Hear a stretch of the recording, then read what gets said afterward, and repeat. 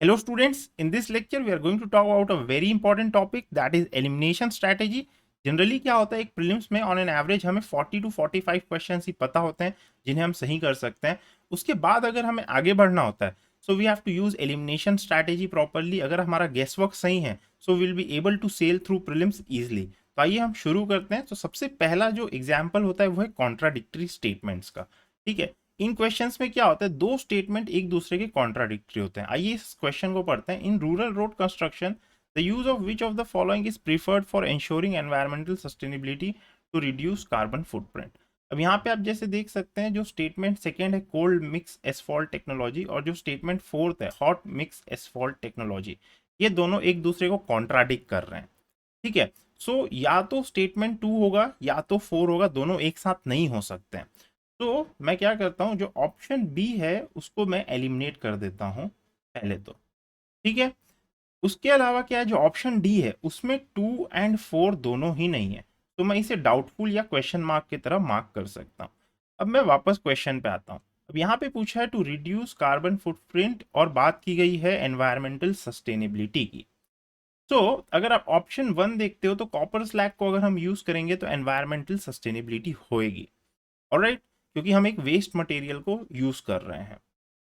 और जब आप ऑप्शन 5 को देखते हो तो पोर्टलैंड सीमेंट क्या है, इसे हम मैन्युफैक्चर करते हैं फैक्ट्री में, ये कोई वेस्ट मटेरियल नहीं है. तो जब आप इसे यूज करो तो एनवायरमेंटल सस्टेनेबिलिटी नहीं आएगी. तो ये आप क्रॉस लगा सकते हो यहाँ पे. तो आप 5 को कट कर सकते हो और आंसर आ जाएगा 1, 2 एंड 3. उसके अलावा अगर आप ऑप्शन 4 देखते हो तो यहाँ पे लिखा हुआ है हॉट मिक्स एसफॉल्ट टेक्नोलॉजी. तो जब आप hot mix asphalt technology use कर रहे हो तो कोई चीज़ को आप गर्म कर रहे हो. ठीक है, तो गर्म कर रहे हो so there is a chance कि जब आप एसफॉल्ट को गर्म करते हो तो और ज़्यादा पॉल्यूशन होता है. तो इसीलिए कोल्ड मिक्स एसफॉल्ट टेक्नोलॉजी ज़्यादा सस्टेनेबल होनी चाहिए, ये भी हमारा लॉजिक कहता है. तो इससे भी आप ऑप्शन ए पे आ जाओगे. ऑलराइट, आपको अगर ऐसे और क्वेश्चंस देखने हैं तो आप हमारा टेलीग्राम ग्रुप ज्वाइन कर सकते हो द लर्निंग की. ठीक है, इसका लिंक आपको नीचे डिस्क्रिप्शन में मिल जाएगा. आइए हम सेकंड क्वेश्चन देखते हैं हम इसी बेसिस पे. तो यहाँ पे लिखा हुआ है with reference to chemical fertilizers in India consider the following statement. At present the retail price of chemical fertilizers is market driven and not administered by the government. तो यहाँ पे लिखा हुआ है केमिकल फर्टिलाइजर्स के जो प्राइस हैं वो जो है मार्केट ड्रिवन होता है. अब इसको जब आप सेकंड स्टेटमेंट पढ़ते हो ना तो ये कॉन्ट्राडिक्ट करता है. कैसे? जब आप यहाँ देखते हो कि ammonia which is an input of urea is produce from natural gas. ठीक है, अब जो यूरिया है उसमें हमें पता है जनरली कि काफ़ी ज़्यादा सब्सिडी दी जाती है, यूरिया पे सब्सिडी होती है.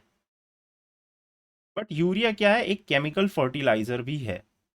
Urea is also a chemical fertilizer. तो स्टेटमेंट 1 और स्टेटमेंट 2 एक दूसरे को कॉन्ट्राडिक्ट कर रहा है, क्योंकि स्टेटमेंट 2 में दिया हुआ है कि यूरिया जो है वो नेचुरल गैस से बनता है.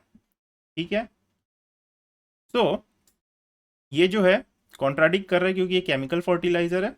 तो स्टेटमेंट 1 को आप क्रॉस कर सकते. फिर हम स्टेटमेंट 3 पे आते हैं. Sulphur which is a raw material for phosphoric acid fertilizers is by product of oil refinery. तो अगर आपको ऑयल के बारे में थोड़ा भी पता है तो आपको ये पता होगा कि जो ऑयल है उससे सल्फर निकलता है. ऑयल में जितना ज़्यादा सल्फर होता है वो उतना ज़्यादा सोर होता है, जितना कम सल्फर होता है वो उतना ज़्यादा स्वीट होता है. तो जो सल्फर है वो जो है किसी भी ऑयल की स्वीटनेस डिफाइन करता है. तो स्टेटमेंट 3 इज करेक्ट, सो यहाँ पे बी हो जाएगा. तो इस तरीके से आप लॉजिकल रीजनिंग लगा सकते हो. फिर हम आगे बढ़ते हैं, ये देखते हैं. अब ये जो है ये कैन वाले हैं, कैन बी वाले हैं.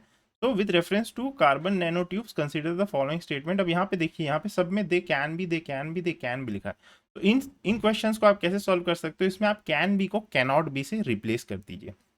ठीक है, यहाँ पे जैसे आप कर सकते हो, they cannot be used as carrier of drugs and antigens in human body. तो ये गलत हो जाएगा. तो स्टेटमेंट 1 सही हो जाएगा क्योंकि हमने कैनॉट यूज किया था. कैनॉट के केस में गलत आ रहा है तो कैन के केस में सही हो जाएगा. फिर दे कैनॉट बी, वापस से मैं करता हूँ, दे cannot be made into artificial blood capillaries for an injured part of human body. फिर ये गलत हो जाएगा. सो कैनॉट भी गलत हो जाता है तो कैन भी सही हो जाएगा. वैसे ही आप थर्ड स्टेटमेंट के लिए करिए तो ये भी सही हो जाएगा. तो 1, 2 एंड 3, अगर आपको फोर्थ स्टेटमेंट नहीं भी पता है, the carbon nano tubes are biodegradable, अगर आपको नहीं पता है तो भी कोई दिक्कत नहीं. जो 3 स्टेटमेंट है उनसे आप क्वेश्चन सही कर सकते. तो इसमें आपको ऐसा करना है. इसी का हम एक एक्सटेंशन देखते हैं. Consider the following activities: spraying pesticide on a crop field, inspecting the craters of an active volcano, ठीक है, collecting breath samples from sprouting wells for DNA. ठीक है, यहाँ पे पूछा है can be successfully used in drones, which of the following can be done out by drones, ये पूछा। तो यहाँ पे मैं कैनॉट भी लगा देता हूँ, cannot be use for spraying pesticides on a crop field, गलत हो जाएगा, कैन बी कर सकते हैं। Cannot be use for inspecting craters of an active volcano, गलत हो जाएगा, क्योंकि एक्टिव वॉल्केनो के पास इंसान नहीं जा सकते, हम वैसे भी ड्रोन्स को भेजते हैं। तो फिर से स्टेटमेंट 2 सही हो जाएगा। Collecting analysis breath samples from sprouting wells for DNA, ये भी सही हो जाएगा। जब आप इसमें कैनॉट भी लगाते हो तो ये गलत आ जाता है, क्योंकि हम वेल्स के पास में भी इंसानों को उतनी आसानी से नहीं भेज सकते जितनी आसानी से हम ड्रोन्स को भेज सकते हैं। तो यहाँ पे आंसर हो जाएगा डी, 1, 2 एंड 3। अगेन अगर आपको ऐसे क्वेश्चंस करने हैं तो आप हमारा टेलीग्राम ग्रुप ज्वाइन कर सकते हो, द लर्निंग की, इसका लिंक आपको नीचे डिस्क्रिप्शन में भी मिल जाएगा। आइए हम नेक्स्ट क्वेश्चन देखते हैं। With reference to cultivation of kharif crops in India in last 5 years consider the following statement.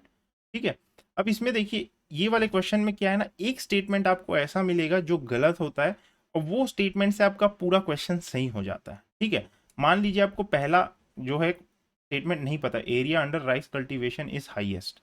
ठीक है, ये डाउटफुल है, मुझे नहीं पता। Area under cultivation of jowar is more than that of oil seeds, नहीं पता मुझे। Area of cotton cultivation is more than that of sugar cane, ये भी नहीं पता। और आप जब फोर्थ स्टेटमेंट देखते हो, देखिए अभी तक आपको क्या धीरज नहीं खोना है, और यही यूपीएससी का गेम है। अब आप फोर्थ स्टेटमेंट पढ़िए, area under sugar cane cultivation has steadily decreased. ठीक है, अब देखिए हमें एक चीज पता है कि जो इंडिया है वो शुगर केन का one of the highest, sorry sugar cane नहीं, शुगर का one of the highest exporter है। इंडिया शुगर का one of the highest exporter है। तो अगर इंडिया शुगर का one of the highest exporter है, तो शुगर केन का अगर एरिया डिक्रीज होगा तो क्या ये पॉसिबल है? नहीं है। हम सेकेंड लार्जेस्ट प्रोड्यूसर हैं शुगर के, तो ये पॉसिबल नहीं है। सो आप बस फोर्थ को काटिए, और जैसे ही आप फोर्थ को काटते हो ना, ए आंसर आ जाता है। तो ऐसे क्वेश्चंस में आपको बस एक जो है ऑप्शन एलिमिनेट करना रहता है, अपना धीरज मत खोइए, आंसर आ जाता है। फिर हम नेक्स्ट देखते हैं, अब हम थोड़ा और हाई लेवल लॉजिक पे आते हैं। In India why are some nuclear reactors kept under IAEA safeguards while others are not. ठीक है, some use uranium and other use thorium, क्या पता भाई। Some use imported uranium and others use domestic supply, ये सही लग रहा है मुझे। क्यों? क्योंकि कुछ इंपोर्टेड यूरेनियम को यूज कर दें तो उन्हें हमें IEEA के अंडर रखना पड़ेगा। Some are operated by foreign enterprises and others are operated by domestic enterprises, ये गलत है। अगर आपने न्यूक्लियर एनर्जी के बारे में थोड़ा भी पढ़ा होगा तो आपको ये पता होगा कि जो फॉरेन एंटरप्राइजेज हैं वो सिर्फ और सिर्फ न्यूक्लियर पावर पॉइंट कंस्ट्रक्ट कर सकती हैं, उनका ऑपरेशन जो है वो गवर्नमेंट ऑफ इंडिया ही करती है। तो ये गलत हो जाएगा। वैसे ही some are state own and others are privately owned, ये भी गलत हो जाएगा। अगर आपने इकोनॉमिक लिबरलाइजेशन के बारे में पढ़ा है तो उसमें ये पढ़ा होगा कि इकोनॉमिक लिबरलाइजेशन के बाद भी एटॉमिक एनर्जी जो है वो गवर्नमेंट ऑफ इंडिया के अंडर ही है, उसे जो है प्राइवेटाइज नहीं किया गया है एटॉमिक एनर्जी को, तो ये गलत हो जाएगा। फिर हम देखते हैं फर्स्ट वाला, some use uranium and other use thorium. तो अगर आपने इंडिया का 3 स्टेज न्यूक्लियर प्रोग्राम पढ़ा है तो आपको पता होगा कि अभी तक हम थोरियम यूज नहीं कर पाए हैं। ठीक है, हम अभी सेकेंड स्टेज पे पहुंच रहे हैं, फर्स्ट स्टेज और सेकेंड स्टेज पे ही हैं, हम थर्ड स्टेज पे नहीं पहुंच पाए, और थोरियम जो है वो थर्ड स्टेज में यूज होता है। तो ये भी गलत हो जाएगा, तो इससे भी आंसर 2 ही आ जाता है। तो दोनों तरीके से आप लॉजिक लगा सकते हो। फिर हम नेक्स्ट क्वेश्चन देखते हैं। Under the Kisan credit card scheme short term credit support is given to farmers for which of the following purpose. अब इस केस में भी अगर आप एक ऑप्शन एलिमिनेट कर लेते हो ना तो आपका जो है आंसर आ जाता है। Working capital for maintenance of farm assets हो सकता है, purchase of combined harvester tractors and मिट्टी ट्रक्स शायद, शायद नहीं, मुझे नहीं पता। Consumption requirement of farm house, क्या पता, शायद। पोस्ट हार्वेस्ट एक्सपेंसेस हो सकता है, लग रहा है। Construction of family house and setting up of village cold storage facility. अब इसमें सेकंड तो मुझे लग रहा है कि हो सकता है, बट फर्स्ट मुझे डाउटफुल लग रहा है फैमिली हाउस के लिए। अब फैमिली हाउस के लिए हमने पहले ही आवास योजना बना दी है, अगर आप देखते हो तो। ठीक है, हमने आवास योजना बना दी है, तो हम वापस से ये स्कीम को क्यों लाएंगे? और किसान क्रेडिट कार्ड स्कीम मेनली जो है वो फार्मर का फार्म रिलेटेड जो है, जो फार्म रिलेटेड एक्सपेंडिचर है उस पर ज़्यादा फोकस करेगी, उसको फार्म से रिलेटेड खेती में कौन सी दिक्कतें आ रही है। तो अगर आप देखते हो, आप 5 को एलिमिनेट भी करते हो ना, तो आप देखोगे कि एक ही ऑप्शन बच रहा है जो है B1, 3 एंड 4। इससे भी आप देखोगे कि एक ऑप्शन जनरली आप एलिमिनेट कर लेते हो, so there is a good chance कि आपका पूरा क्वेश्चन सही हो जाए। बस आपको थोड़ा सा धैर्य रखना है, थोड़ा सा जो है कूल रखना एग्जाम में, हल्के दिमाग से, ठंडे दिमाग से काम लेना है। तो with this I finish my lecture. I wish you all the best for your prelims examination. बस अपने दिमाग को थोड़ा ठंडा रखिए, ठीक है। जितना आप मतलब कि घबराओगे उतना ज़्यादा हार्ड होगा आपके लिए। आप हमारा टेलीग्राम ग्रुप भी ज्वाइन कर सकते हो, द लर्निंग की। इसमें आपको और ऐसे क्वेश्चंस मिल जाएंगे, ठीक है। ज़्यादा घबराइए मत, आराम से काम कीजिए, कूल रहिए, तभी आपका दिमाग सबसे अच्छे तरीके से काम करेगा। Thank you.